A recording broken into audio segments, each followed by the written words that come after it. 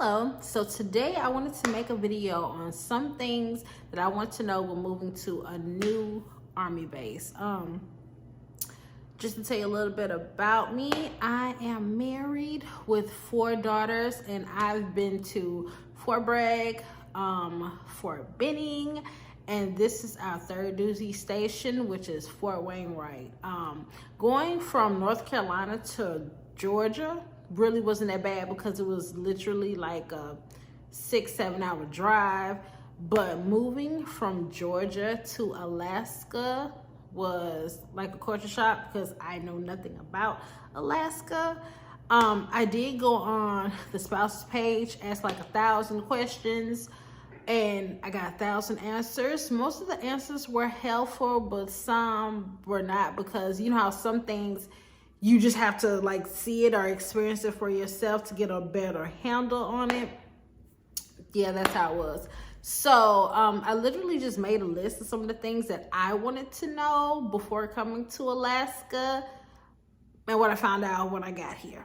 So here goes my list. All right, so the first thing on my list is lodging. Like, where are you going to stay as soon as you touch down in your new place? As for us, touching down in Alaska, once, like with the military family, you often assume like, hey, we're just gonna stay on the hotel that's on the post. But of course, it was packed when we got there. They had no rooms available for us, so we had to look for something off post.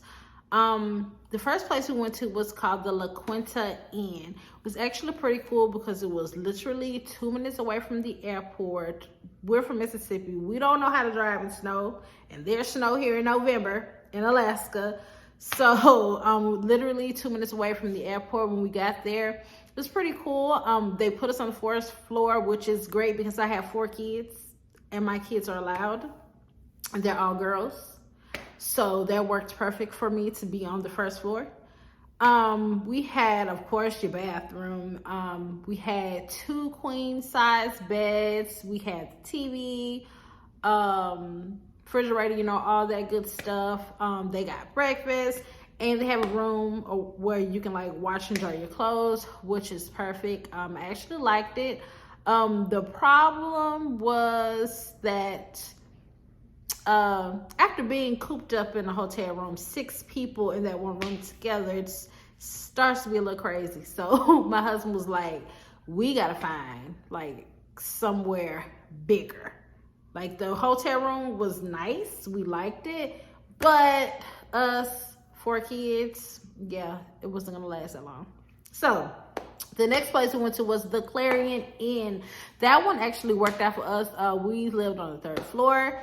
That one's perfect because it actually kind of like a little apartment building. When you first come in there, it has like the restroom with the bathroom right when you first come in.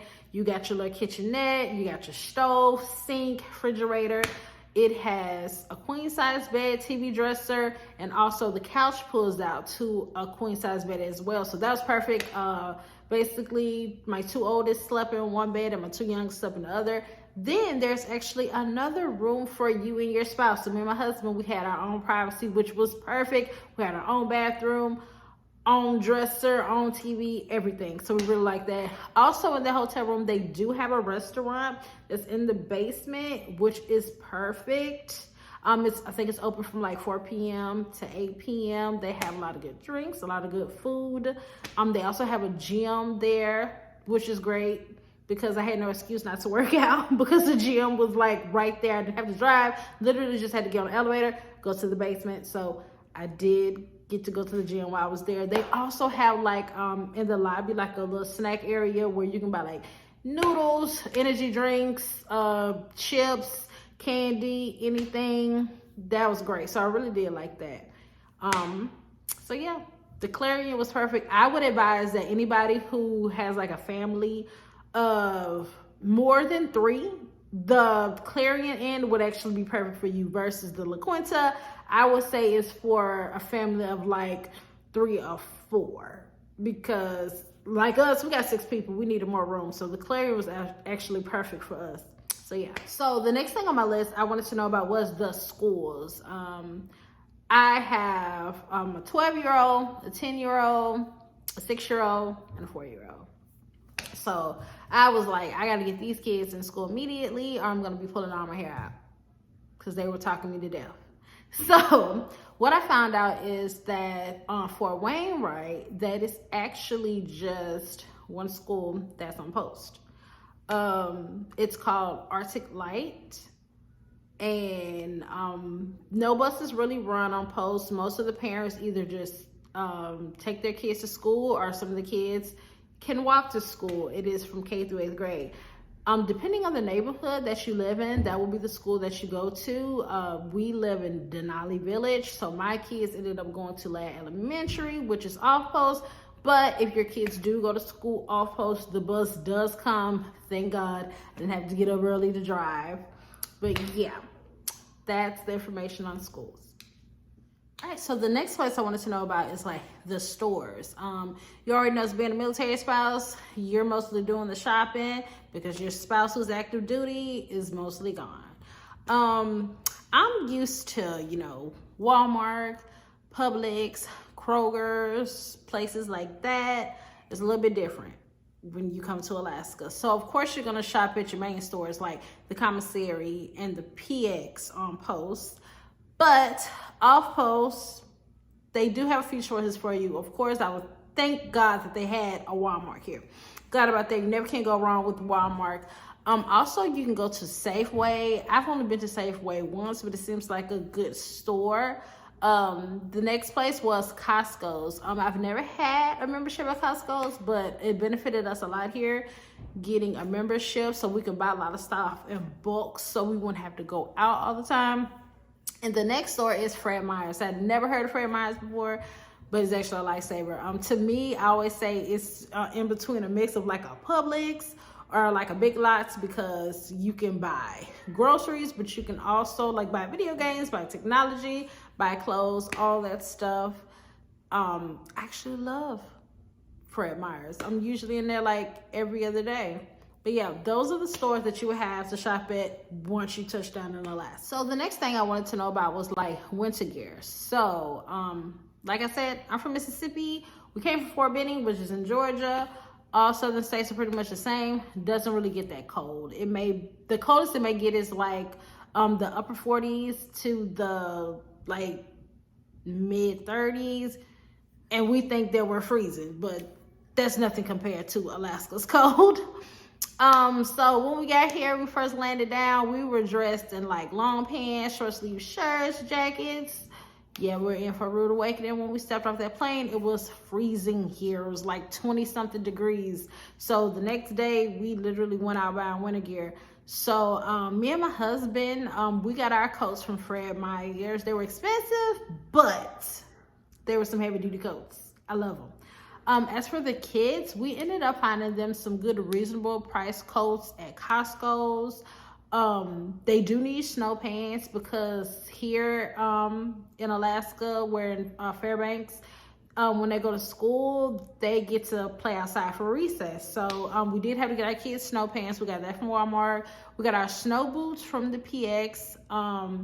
Like hats and gloves, you can just get that from Walmart. Pretty much, yeah, Walmart, Costco's, the PX. Now for winter gloves, I just had them regular cloth gloves, but being that they be out in the snow, they need the water resistant ones. So I just ordered those from Amazon. I think they were like $13.99 a piece, pretty much. I think I got like 2 pair for $13.99. Yeah, so I got 2 pair of gloves for $13.99 a piece. So I bought each child one, and it pretty much worked from there. Last but not least, food places. So I don't like to cook. I like to go out to eat. My husband fuss at me all the time because I'm not a cooker. Before we moved, I was working from home, and I just was tired and didn't like to cook all the time. So we would go out to eat the majority of the time. But being here, I didn't see all the usual restaurants. Like when we were in Georgia, we'd go probably to Chili's, Applebee's, Red Lobster, places like that. Marco's Pizza. That is not here in Fairbanks. You do have, of course, McDonald's is everywhere. You have McDonald's. Starbucks, I was glad about that because you need that coffee, especially since it's like literally cold here all the time. They have a KFC, Taco Bell, Pizza Hut, Arby's. That's cool, but I was looking for my Applebee's, Chili's. They don't have those here. When I had asked on the Facebook page, the spouses was like, yeah, they got a lot of mom and pop places. They do, but the food is actually really good, to say. I love the food. It's actually really good. I've been to Brewster's, I went to Fender's, and it's actually really good food. And there's a lot of more places that I want. I've tried a few other places. I tried a Japanese restaurant.